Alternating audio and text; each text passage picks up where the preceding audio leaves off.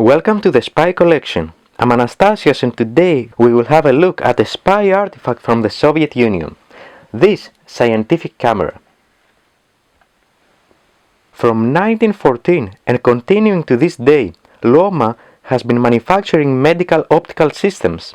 Even its name, Leningradskoye Optikomechanicheskое Объединение, translates to Leningrad Optical Mechanical Association. One of the devices that Loma manufactured from 1976 and until 1993 was this scientific camera, which was named FKM-1. FKM is an acronym for Fotokamera Motornaya, which translates to photographic camera with a motor. Obviously, it's not a common camera since it has no lens, viewfinder, or even a shutter release button. This camera was designed to fit in Loma's microscopes and powered by a 12-volt source in an automated fashion. The only external controls that the camera has are the microscope adapter, the shutter, the connector, and on top we have the film winder and another small lever over here, which is used to open up the camera.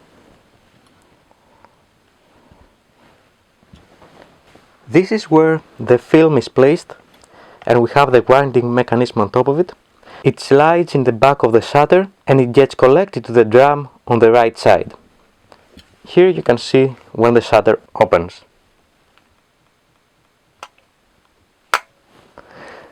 On the lower side there is a small button, and this is used to unlock the film drum and allow winding.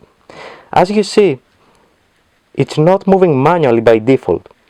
When we press this, however, it raises it and then we can move it.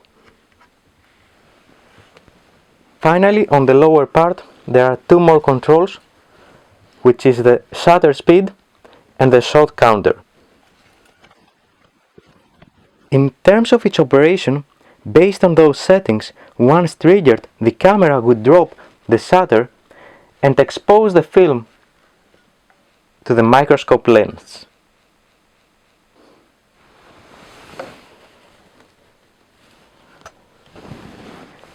Here you can also see the serial number of the camera, which in a typical Soviet fashion uses the first two digits for the manufacturing year.